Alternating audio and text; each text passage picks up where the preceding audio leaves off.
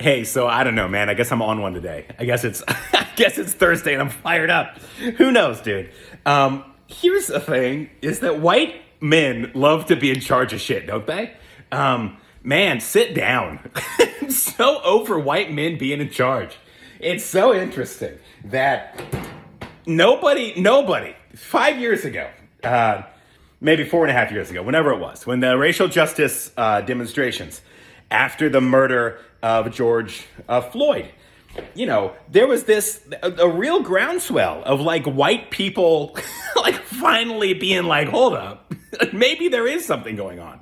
Maybe police are excessively using their force with impunity. There was a gradual groundswell of people waking up. And, for right or for wrong there's a whole other side topic about Black educators, et cetera, and whether people like Robin DiAngelo's, white fragility, for example, should a white woman profit from racial justice movements? That's another conversation to be had. But there was a groundswell of white people beginning to understand the privilege from which we benefit. Not you, your poor ass probably could have been on food stamps and had a drug-addled parent. Like, that doesn't mean that your life was easy.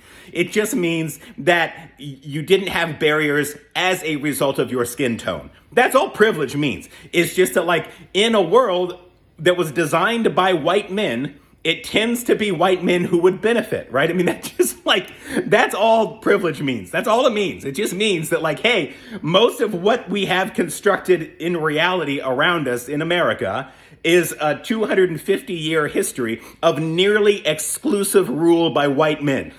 So in Fortune 500 companies, in university higher education settings, certainly throughout government, it's just been nearly exclusive rule by white men. And so I think finally in 2020, white people started to open their eyes a little bit, like, wait a minute, if we're living in a reality constructed by white men, maybe there's just like a little bit of nudge ahead that we get for also being white people, for also being white men. Maybe we might benefit just a little bit more as white men living in a world constructed by other white men.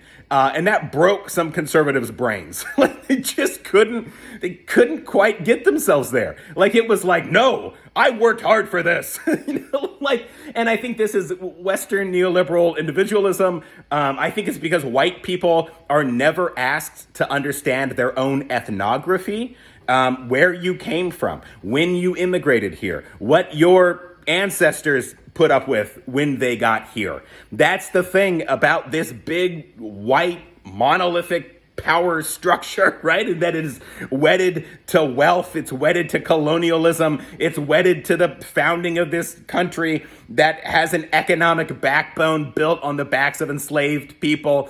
We don't need to be afraid of these things. White people it broke their brains to think about this, but there was also a groundswell of white people that were like, oh, actually, let me learn more about this. Like, we were beginning to open our eyes, and it broke conservatives' brains. And so then you got Trump. I think Trump is the ultimate reaction president. He is the reactionary.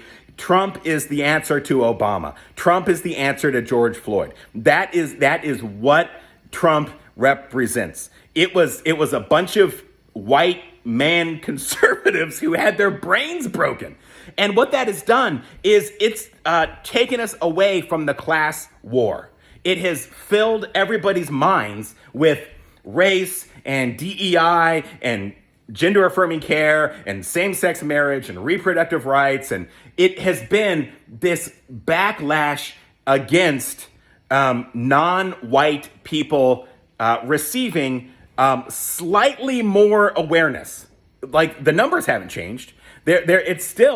We still have like 13% population of Americans of African descent and 50% of incarceration rates for Americans of African descent.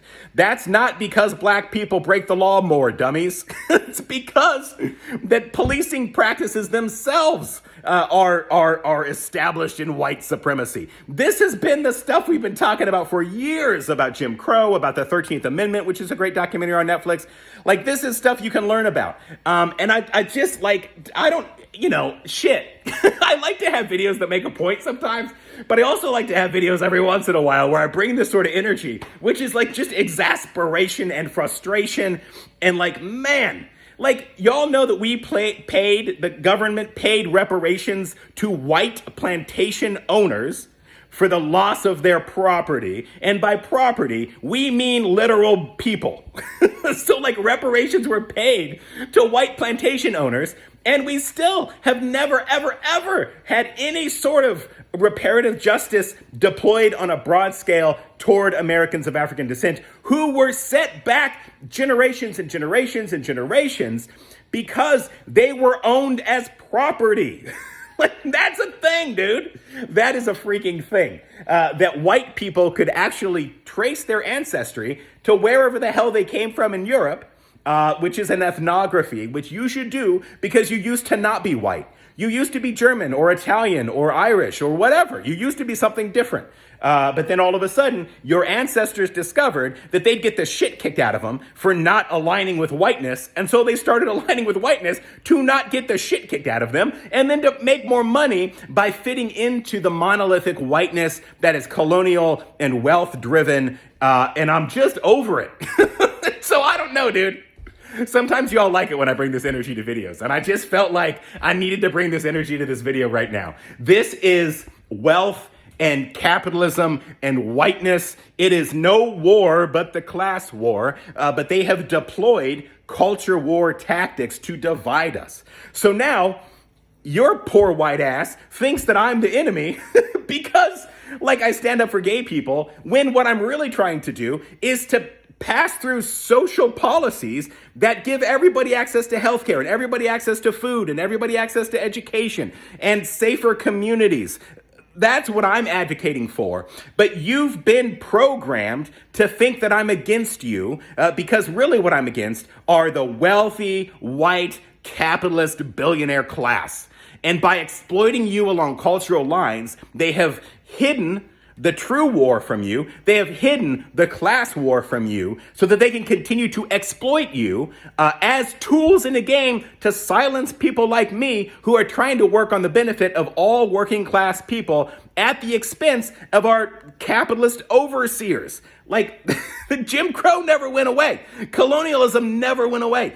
Just because your ancestors became white passing at some point and now you, white person, benefit from that doesn't mean that you are not caught in the same class war that all of us are caught in. My God! All right, that was a lot of energy. I really am supposed to be working right now.